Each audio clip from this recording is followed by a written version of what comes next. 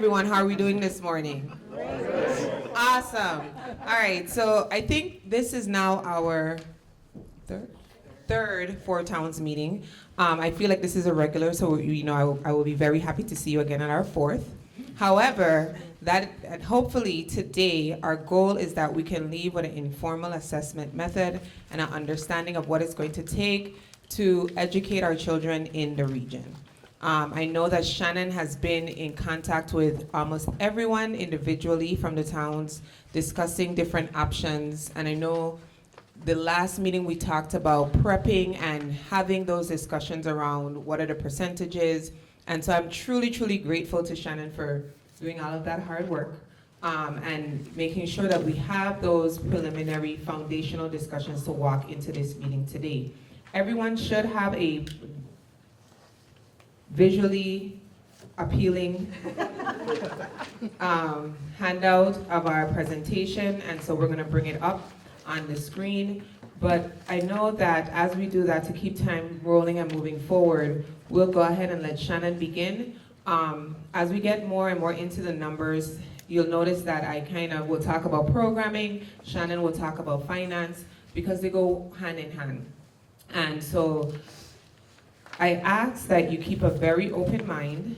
I know that I'm also asking you to keep a very open pocket, but I do need you to understand the impact that it will be to educating our children and keeping our educational system in the region moving forward.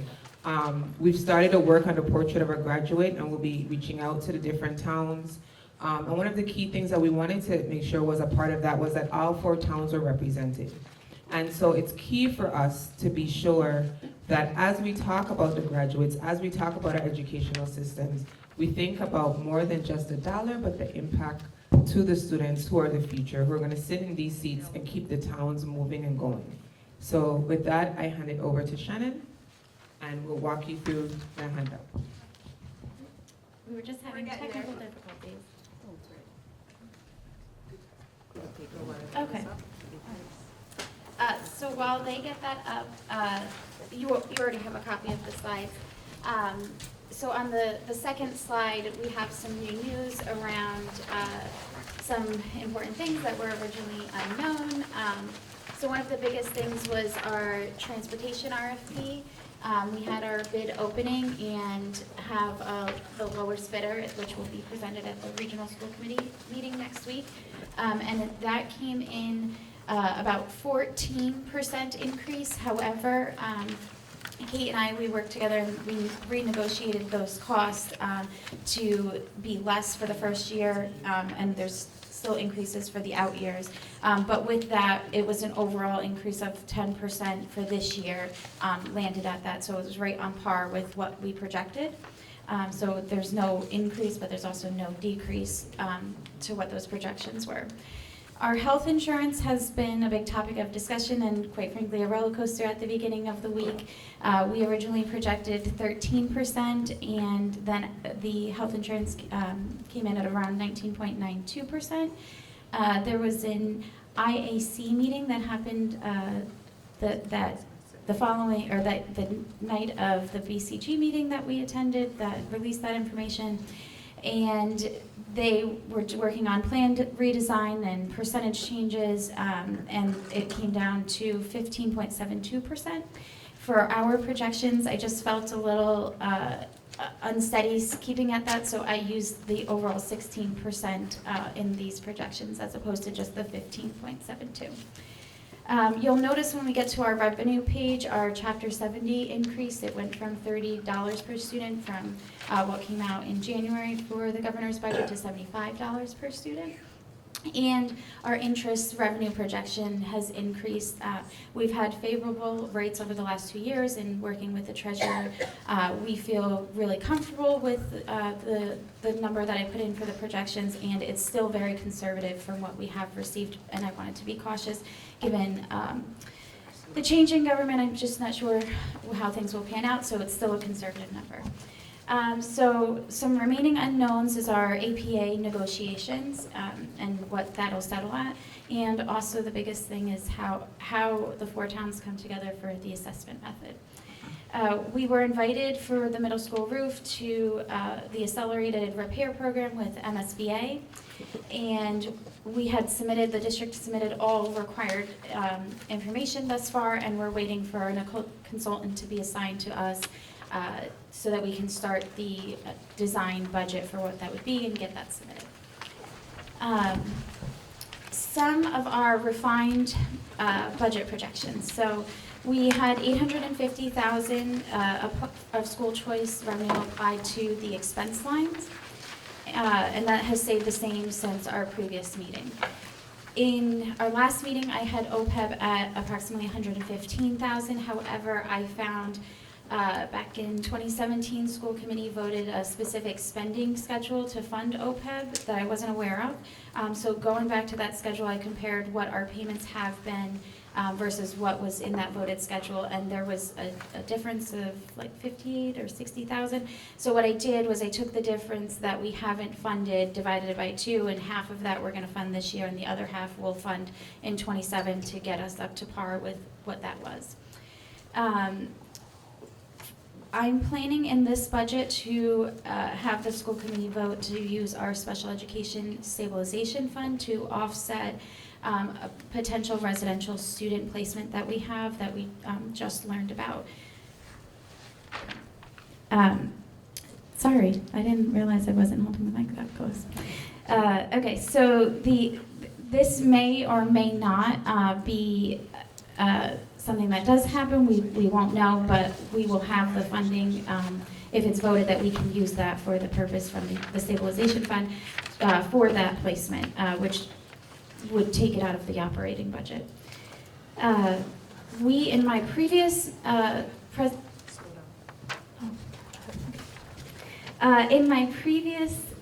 Four Towns projections, I did not include rural school aid to reduce our budget. Rural school aid was a grant that started in 2019, and we received it in 2020, and we did not budget it into our operating budget at that time. And then in 2021, I believe, was the first year that we did include it, and we have included it ever since. I did not include it in our 26 budget because of the change in government. I was very wary about using a grant to support our operating budget. We received around, I think it was $280 last year from rural school aid. I can't remember it off the top of my head, so I am going to use $200,000 to help support this budget, which is, I suspect it'll come in either around or less than that. But rural school aid is allowed to be used for our overall operating budget. But most importantly, the priority of rural school aid is the reason why we're all here, and to help promote the regionalization of school districts. So I just thought that was a cool note to say.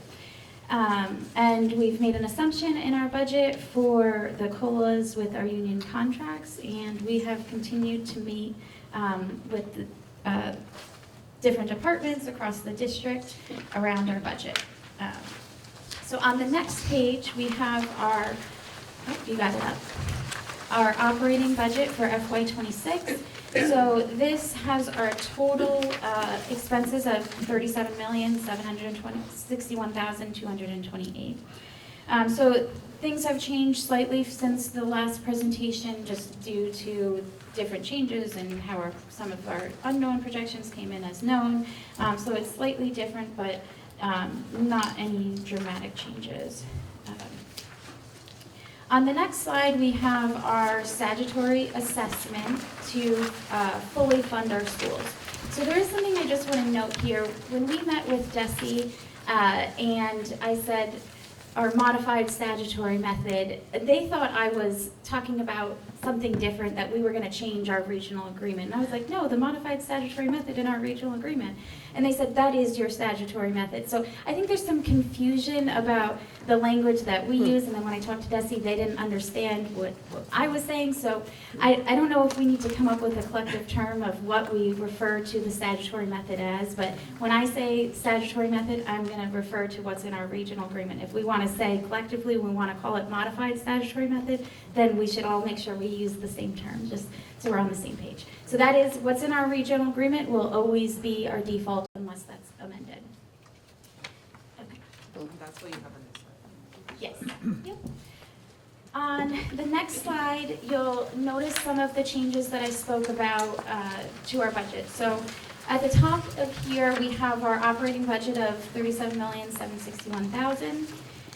Down below, we have the Chapter 70 increase. So I know it says a 1.89 increase from 25, but I just wanted to make sure I pointed out that the amount in FY25 for Chapter 70 was what was budgeted, not what we actually received.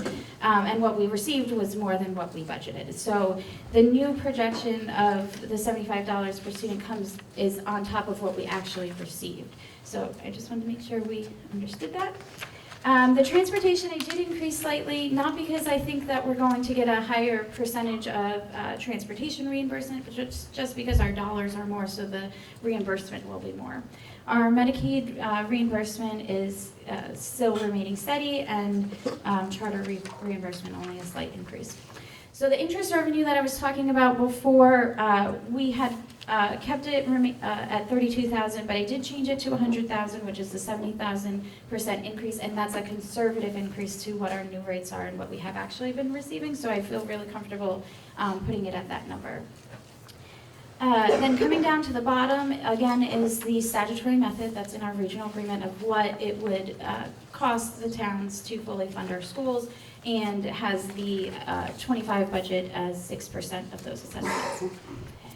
So the difficult thing that we've had is trying to figure out an assessment method that would get us back to this statutory method, and how do we do it. And I sent out some hybrid model examples that we could use that was similar, built off of the guardrail models, and it was a little complicated, and a lot of the feedback I received was that I didn't receive any feedback that said, "Oh, I like that, let's do that." I received like, so this and that, is possible, could we do something similar to this? And so what I think my goal here was that the minimum request that the school committee wants to make or not the school committee, I don't want to speak for you, but at least that I want to say is the minimum request is at least an overall budget increase of 4%. And how do we get to that by still aligning closer to our statutory method? So what I did was I wanted to put in numbers that I wanted to make this as realistic as possible. So we know that Amherst, as of the BCG, said 3.5%. And I did hear from Shutesbury that they would be comfortable with the 5.61%. And that number came from when you took the total amount of the 4% increase divided by, or multiplied by the percentage based on the statutory method. That's how that 5.67 came about, in one of those complicated hybrid models. So that I put on here. And then the wild card that I don't know what is possible really is for Pelham and Leverett. Is it possible that you could do 6.5%? And I was hoping we could have some informal knowing if that is something that's attainable, because at this point, Shutesbury would be right on par with their percentage of an overall 4% increase with relating back to the statutory method. Amherst has said they can do 3.5%, so that's 2 for 2. And if we could get the other two towns, if this is possible, we would be at our overall budget increase of 4%. So I do feel like this is our most realistic option. At the end of the packet, I thought there might be other questions and different scenarios people might want to see, but I'm not going to present on those. They were just if you wanted to see, well, what would it be if this percentage, or you could have those. So with that, we can go to the next. Yeah. So I will hand this over at the slide back. So the last slide puts us at a $1.26 million deficit, and what does that mean for the region? We've been working, I believe, since late September, since early September, right? Because our first meeting was in September, with the region around projected costs, what would it look like? And when we looked at initially in September, we were at like the minimum was 2.1 million or 2.2 million. That would have cost us over almost 30 positions, and we would have possibly had to consolidate into one building to be able to run the entire region at such a deficit and a cut. since then, we've been doing some work, and now we are here to where we are at a 1.26. It still would result in potential personnel reductions. What we are looking at is in terms of Unit A, which is teachers, counselors, or just professionals, we would look at a reduction at about 5.36. And of course, you know, that's the wonderful FTE speak, but it would result in about 5 positions, and then some partial, more than 5 because we have some individuals who are not full-time that we've accounted for in those numbers. So I would say maybe approximately 7 if we count the part-time or more. When we look at our paraprofessionals or paraeducators, it will be a reduction of 5 paraeducators to the region. In terms of our clerical positions, it will be a reduction of 2 clerical positions to the region. And in the central office, my office, that's the entire central office, business office, facilities, teaching and learning, SSO, everyone that sits under me, it would be a reduction of 5 positions. And that would get us close enough to the 1.26 in terms of personnel reductions. And then we would have non-personnel reductions, which would be, we would then have a much smaller graduation venue. So we would budget that lower. We would reduce summer curriculum stipends. In terms of some of the curriculum work that's done, we'd also look at other stipends within the contract to reduce that work, determine ways of how we could get, again, programming running. We would have no sabbaticals, could be approved. The paid sabbaticals will no longer be approved because we would not be able to budget that into our budget. It's actually a line item. We actually project for paid sabbaticals that would be removed in terms of a non-personnel reduction. Remove some contingencies for the contracts, and then we would use our rural school aid. I am very hesitant in using any one-time grant to balance our budget because then it projects a number that we can operate at when we're actually using one-time funds to operate the thing. So for me, I just wanted to show you what it would cost us or what we would have to look at in terms of impact to the region. We would not only be looking at personnel, but also non-personnel reductions. I've charged the principals. They have been working, the principals and assistant principals have been working very hard with HR as well as the budget team to talk about, and I believe we brought in teaching and learning to talk about programming. What would it look like? What is the impact? How do we run this? What programs? And every stakeholder has their favorite program that they want to move forward with. So everyone wants to know what's going to happen to world language, what's going to happen to art, what's going to happen to music, what's going to happen to dance. Those are all the questions that I would like you to answer for me, because I can't facilitate these programs without the funding to run them. And so we are here to project and to have that discussion with you today. And our hope is that, and that's why we're kind of winging through it. We want to give you guys as much caucus time as possible so we can walk around and have a deep discussion with you. But we really want you to get into your towns and then have a discussion about what is it going to take to push forward and move the region forward. And this is the best we could have come up with the least impact to overarching programming. So the next 2 slides is the FY26 capital, which has not changed from our last presentation. So I'm not going to go through them one by one, but I can discuss them if anybody has questions. And I still have go back to the other slide. The total debt support for fiscal 26 is $471,889, just so in case you can't read that. But nothing has changed, like I said from the beginning. So with that, I just wanted to turn it over. If there were questions, we could pass around the mic and then we could have a little focus. Yes. Done? You want them all? I just want to clarify, if I look back to the 4% increase, Yes. you're asking for the 4% increase. If I look down to which column I'm looking in, it's the far right, with a 6.5% increase in the column. Yes. You want to be sure it's down? Yes. And I just want to say, the reason why Pelham and Leverett is higher than the other two towns is because their percentage for meeting the statutory method, they're much further away from that. So if they could start to build that and bring us back, that's why I'd have it at a higher percentage. Yes? I have a couple of questions. With capital, it's just a request of, you have a sheet that has FY 27 to 34 projects, but we don't have a list of those projects anymore. If we could, you just project debt out, if we could get the project list that debt projection From is based on. 26 to 30? The 27 to 34, I think it is on that one. Yes, I If we can, get the project list, that would be great. yes. For later, send it later, we don't have to talk about it today, but I just want to see what that is.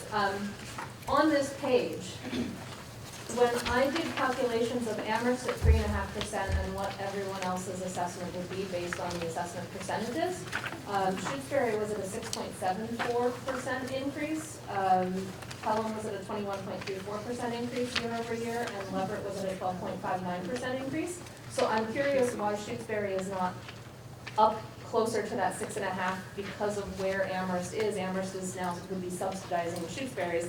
We're talking potentially about different numbers, but what I really want to know is, since they're so far off of the percentage that Amherst they're so far off, what is the timeline to get everyone to the statutory method? Because this does not move Shutesbury, Leverett, or it gets Shutesbury close, but it doesn't move Leverett and Pelham much closer to a full statutory assessment split as the statutory method would say. Right. So what's your timeline for, is it 10 years for us at these small percentages to get there? Is it 2 years? Is it 5 years? Where's your projection for when we wouldn't be putting random, I don't even know what the guardrails here are, but random guardrails in? So I don't really think these are random. I think they were well thought out and methodical. But what I would say is I can certainly get you and provide data for how long it'll be until we reach that. The biggest problem is I don't think Leverett and Pelham could afford to do an increase that would be much larger in this right now that would get us back quicker.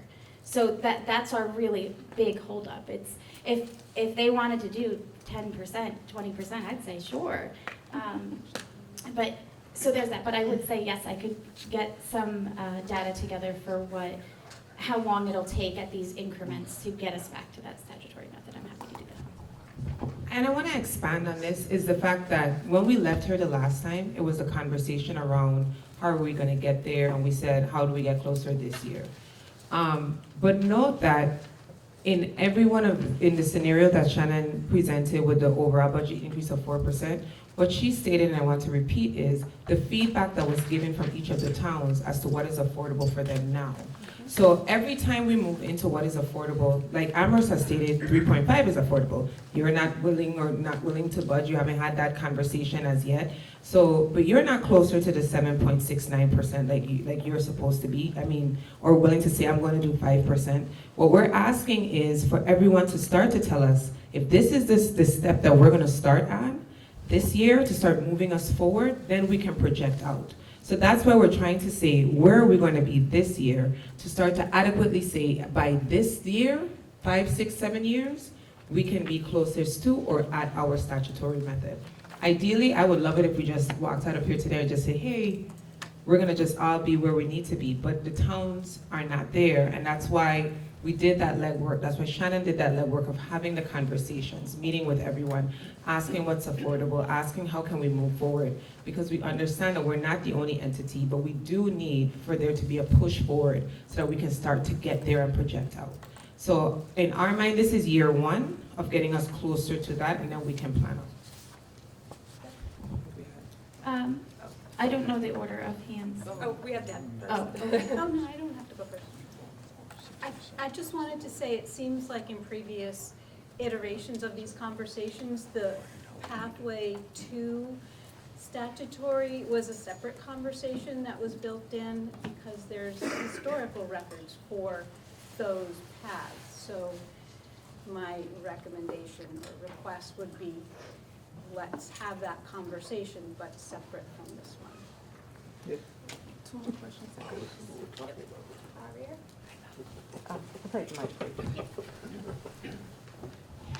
So two things.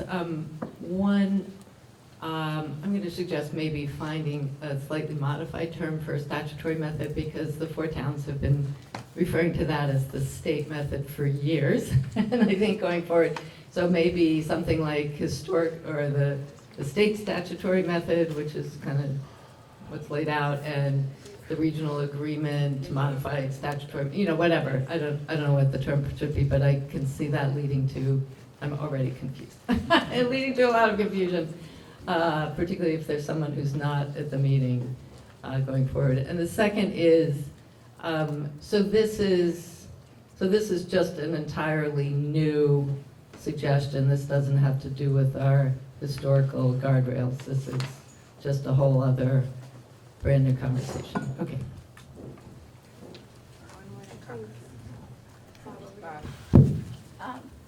I have a question about the accelerated repair program. Is that a grant program, a loan, and will there be a cost to the region in order to accept the MSBA? Yep. So the MSBA, well, there's two parts of it. They do fund part of it, but we also had an approval, I want to say it was back in 2019, for capital funds for that. So we already have that built into the debt schedule. So there is a cost to the region. It was already voted on, and there is some MSBA funding. Just following on that, does that commit to stay with that building and for how long? That was 10 years. Does that commit that we stay with the middle school building and for how long? Yes, and 10 years. Thank you. Okay, so it is, what, there's more? We have more questions over here. Oh, okay, so a few more questions and then we can caucus. I think you're first. Right. I wanted people to know that at select board meeting last Tuesday night, joint with a finance committee, we approved a 6% assessment, and so already, and we are prepared to go forward with that. We would entertain possibly going further than that if we saw a likewise increase in commitment with the other towns, or from the other towns. But I would like to see cooperation from the other towns. I just want to add to it. I believe what Tom's talking about is the last page in this, is what we asked Amherst to prepare for the school.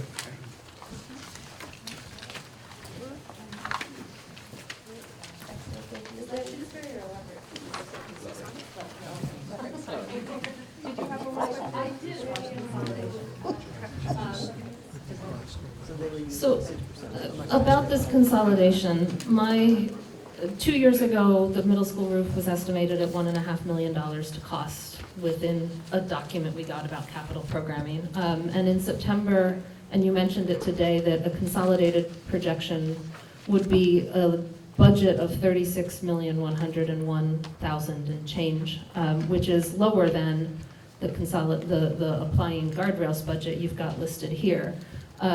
It saved over $2 million to the region annually. And so if we pursue the middle school roof project and have to keep the middle school open for 10 years, that in some sense is a cost of $25 million in operating costs to the region over that 10 years because we couldn't consolidate in that 10 years. And so I guess I'm curious what the thinking is around pursuing a middle school roof for somewhere between $1.5 and $3 million, given the estimates we had it 2 years ago, at a cost of $25 million in operating budget numbers.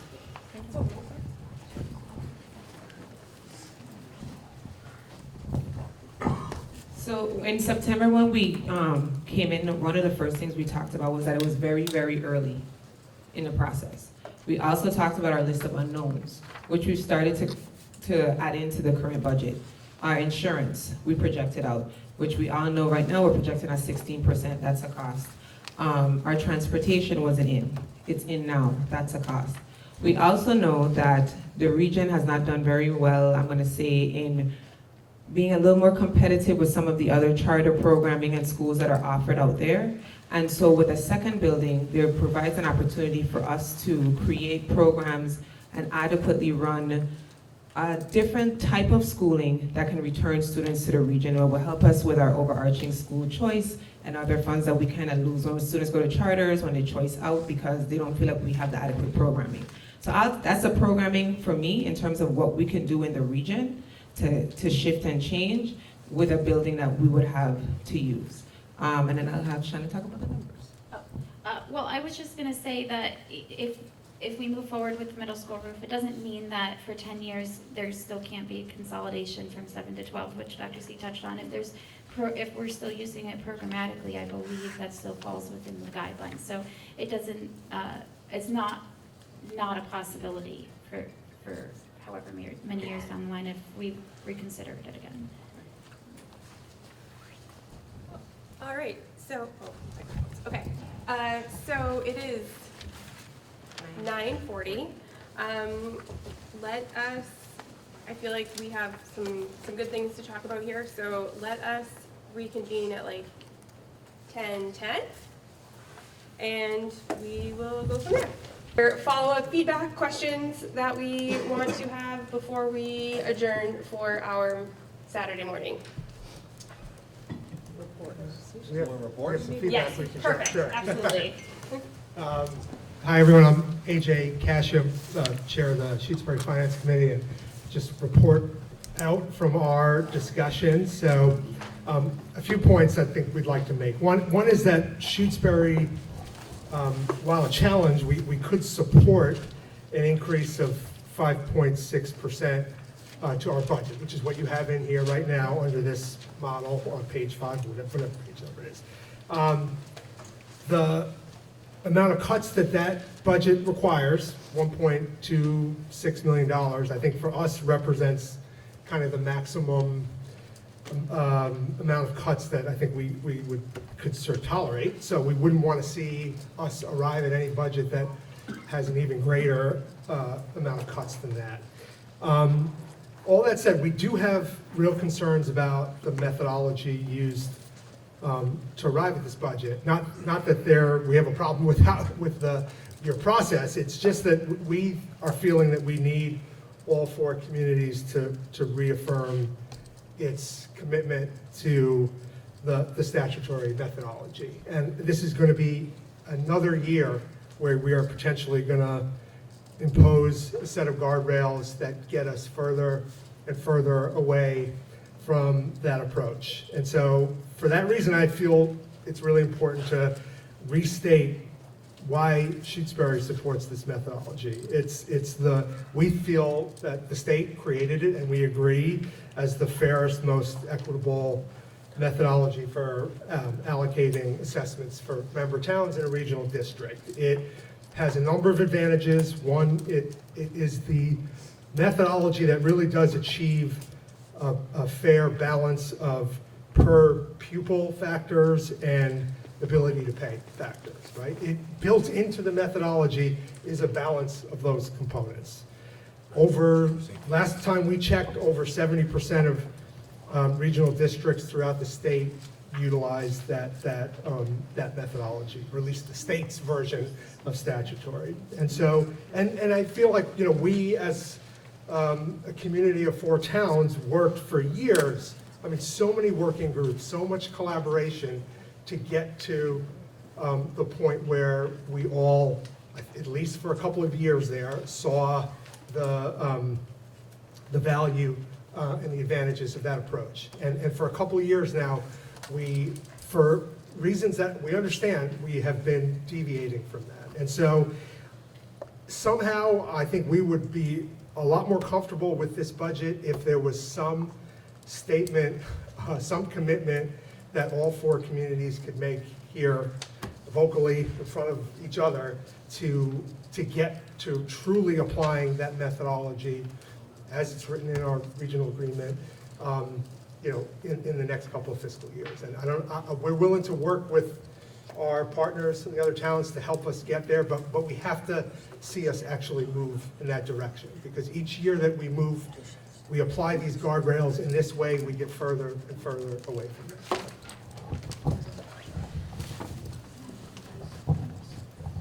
Thank you so much for that.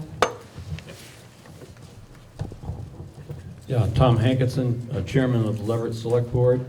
And the first question we have is there actually a plan for the future of the middle school? And is there a planning committee, a planning board? Are there people who are doing this and thinking about this on a daily, weekly, monthly basis, so that you can forecast when the middle school will finally be evacuated and used for some other purpose, so that we're not paying the overhead that we're currently paying here, so that we can reduce costs so it won't cost the towns as much in order to educate the kids. So that's one question that we have. I happen to, we echo the concern about the assessment method that you addressed, and it would be very helpful if we actually saw the assessment method, the calculation that was used for each town that arrived, so that you arrived at the particular numbers that you arrived at this year. I think it would be helpful and it'd be clarifying, certainly for Leverett and possibly across all 4 towns. I think the reason that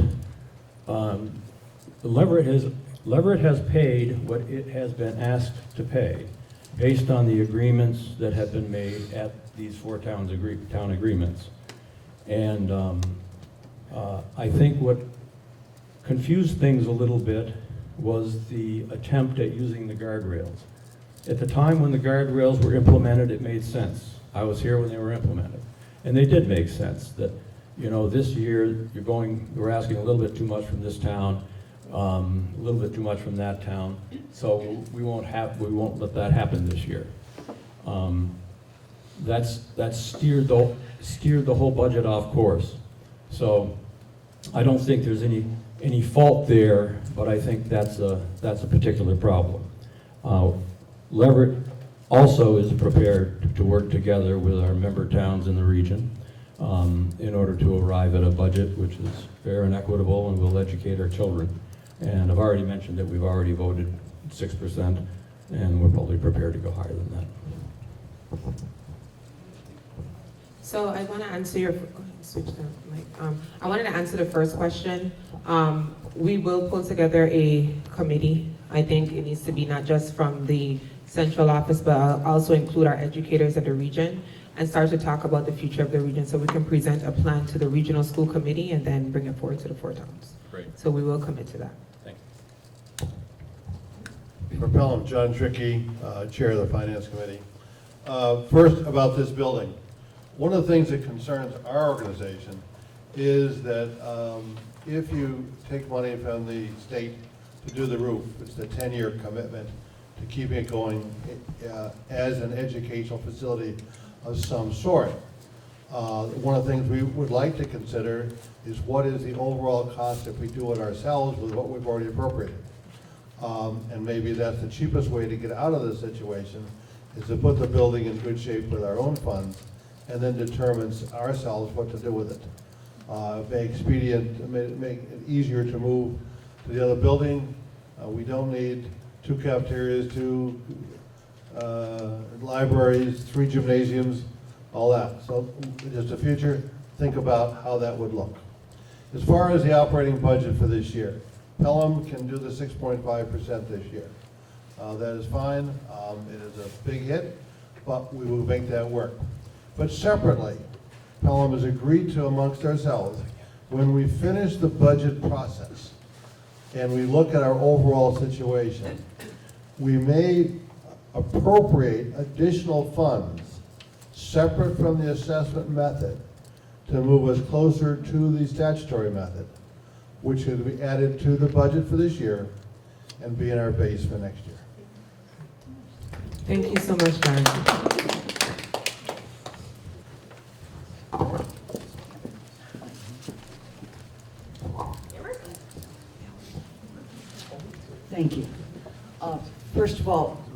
to all of you that have worked so hard on this budget and spent so much time talking to each other, including Melissa over here. Thank you. This is no easy task. I think we need to start by agreeing, we don't have total agreement among us on what is the statutory formula, what is the other formula that we've agreed to, and what are we really looking at. There's still confusion, okay? Because if Amherst looks at the statutory, state statutory, that was presented back in December, we would be at 2.3%. Okay, so let's start from there. So Amherst, as we all know, has a new form of government, and every year, even before our new form of government, our body, in this case the council, adopts guidelines. We adopted those financial guidelines in December, and our town manager and fiscal staff have followed those guidelines, because in those guidelines we said, if we could, we would take what we saw last year as a gift to bring us to 6%, and we would begin with that as the base for this year.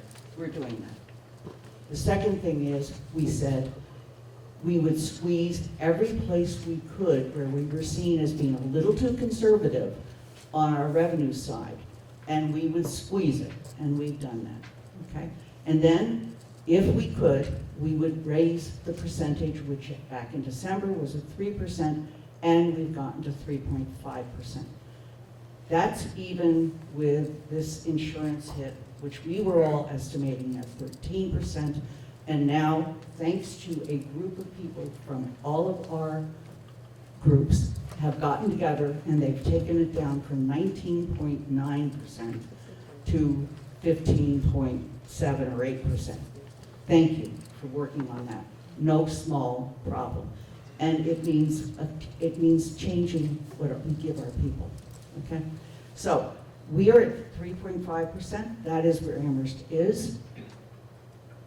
If we go any different from that, it's robbing Peter to pay Paul, using that old phrase.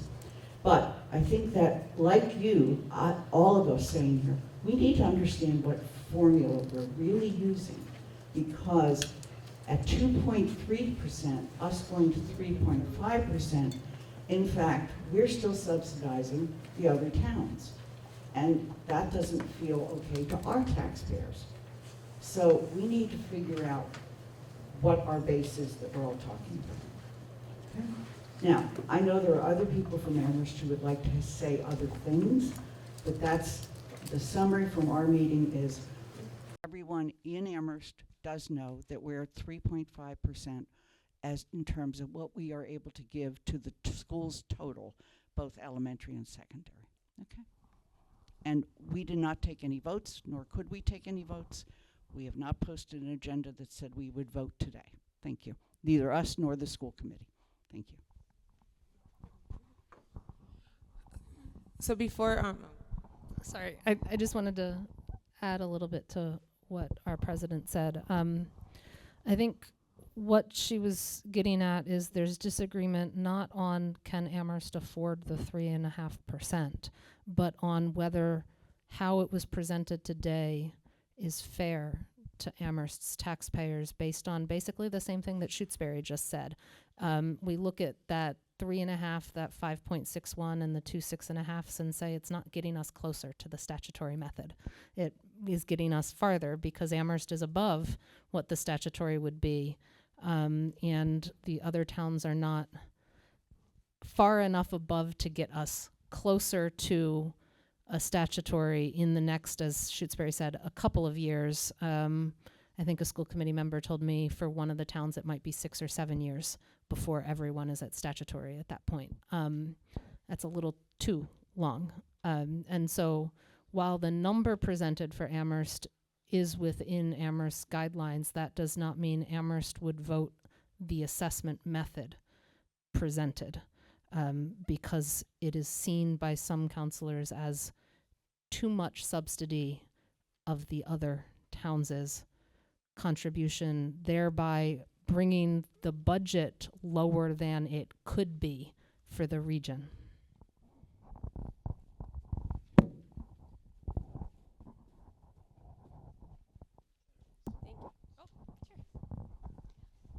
Do I need to? I'm just want to speak to a completely separate issue on the middle school and high school consolidation. I would like to understand more on whether that is a good idea or not. If the Amherst sixth graders move up to the middle school, trying to think about how that works for programming and cross-subsidizing some of the other programs. Amherst would be paying more into it, and whether we had heard 2 or 3 years ago that the physical capacity wasn't really there. So I would like to just know more about that, because on the list, what everyone's looked at, if you look at the capital plan, there's a rough estimate behind these numbers of what the middle school roof would cost, and all of us are hearing that those repairs are desperately needed. So I would just like, before everyone says there's something to be gained out there, I would like to understand more about it. So that, I know that is just a totally separate discussion. Thank you.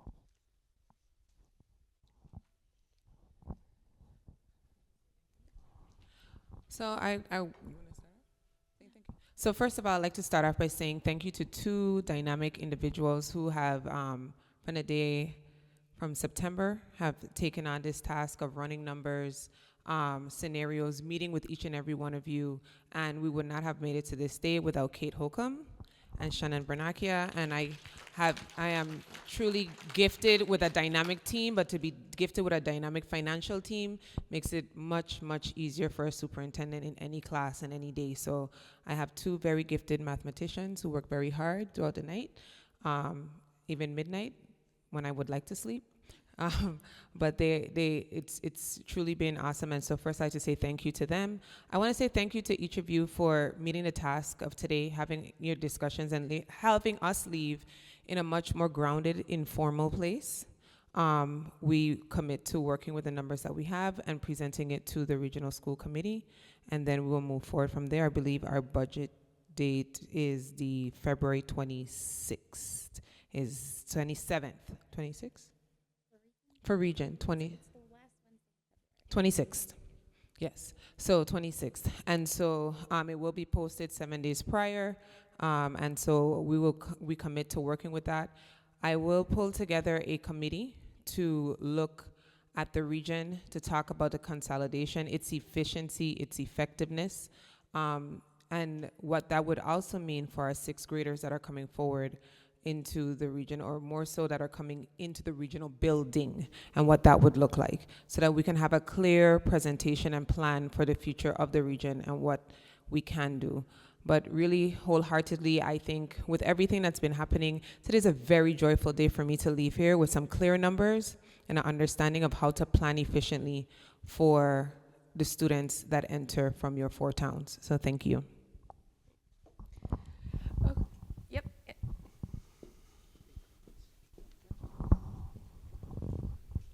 Yes, thank you. As one who's been at 4-town meetings for many years, I'm actually feeling better coming out today, because we really did a lot of good work on the operating budget to make sure that that works.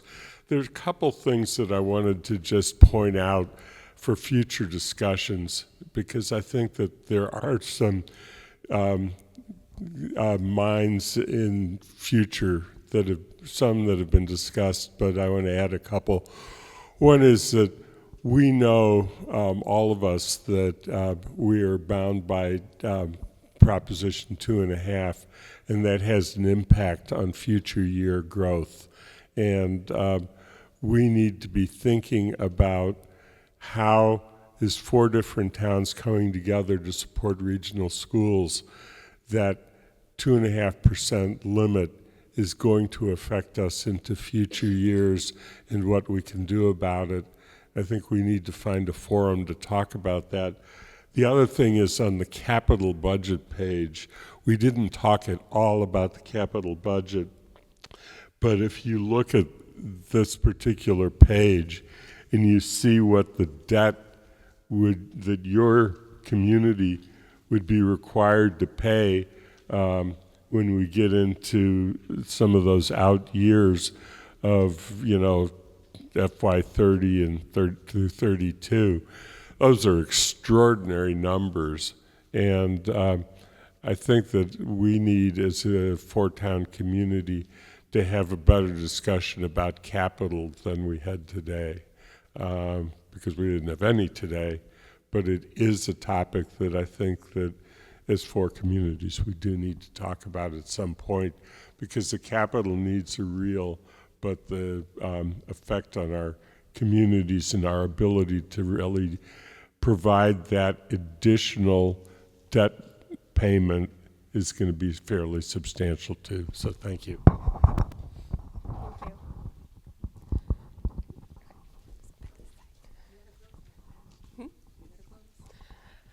you. All right, well, look at us, super early.